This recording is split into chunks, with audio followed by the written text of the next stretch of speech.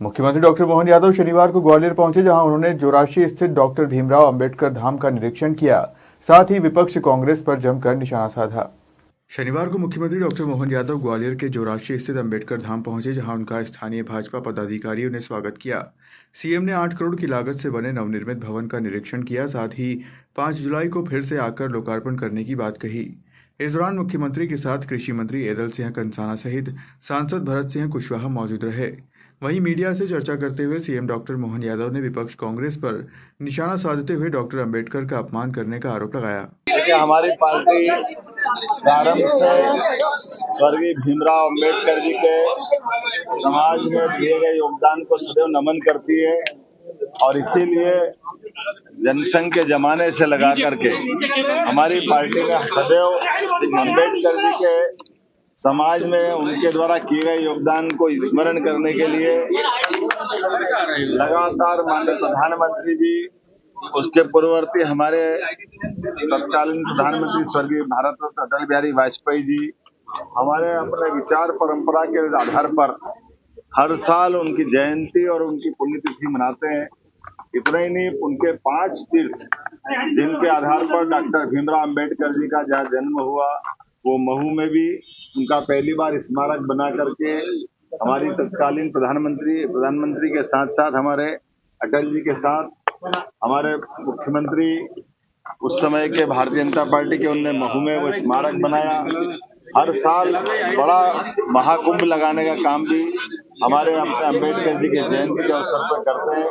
मुझे इस बात का संतोष है कि यहाँ ग्वालियर में भी अंबेडकर जी के स्मारक का ये भव्य स्थान है, जिसमें सेकंड चरण का काम का मैं जल्दी भूमि पूजन करने वापस आने वाला हूँ।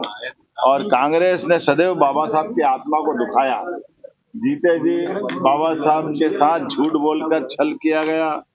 उनको उनकी योग्यता के हिसाब से मंत्रिमंडल के अंदर तत्कालीन प्रधानमंत्री श्रीमान नेहरू जी ने जवाबदारी नहीं दी और उससे आगे बढ़ते हुए जब वो उनके संविधान के आधार पर चुने हुए चुनाव में आना चाहते थे, तो कांग्रेस ने उनको लगातार चुनाव हराने का प्रयास किया।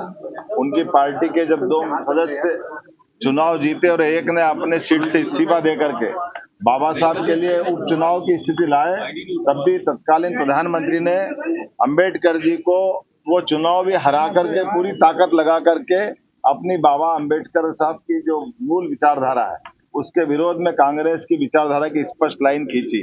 इतना ही नहीं, बाबा साहब ने अपने जीवन में जो दिल्ली के अंदर योगदान दिया है वो किसी से छिपा नहीं, संविधान से लगा करके पार्लियामेंट तक।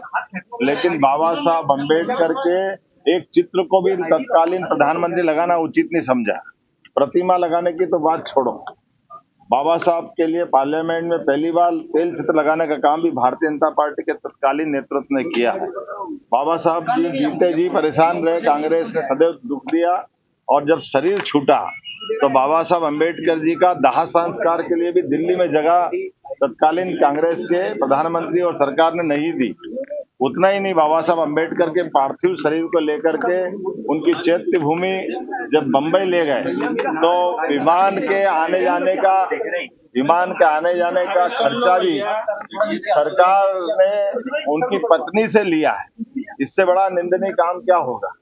कांग्रेस का दोहरा चरित्र सदैव सामने आता है। कांग्रेस हमेशा अपने वोट बैंक के लिए बाद में बदलती है।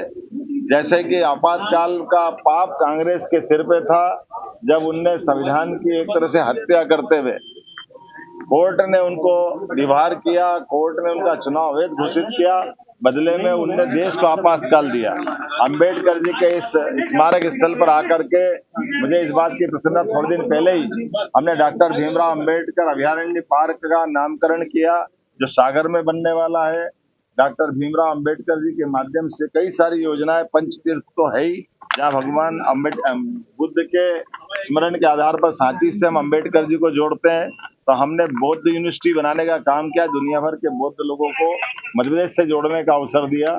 बाबा साहब अंबेडकर के आधार पर बच्चों को, मेधावी विद्यार्थियों को छात्रवृत्ति, उनके पढ़ने की, उनकी कोचिंग की, उनके जीवन में बदलाव की, इसी प्रकार से विश्वविद्यालय, डॉक्टर भीमराव अंबेडकर विश्वविद्यालय महू में बाबा साहब के जन्म स्थान पर बनाने का काम भी हमारी सरकार ने किया।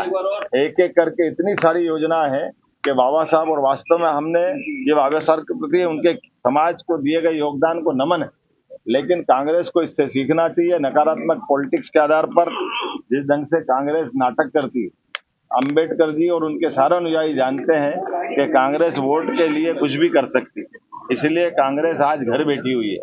दिल्ली में तीसरी बार वो घर बैठी, और मध्य प्रदेश में तो 2003-4 के बाद गलती से 1-1.5 साल छोड़ दो तो कांग्रेस इसीलिए घर बैठी कि वोट की राजनीति नहीं चलेगी।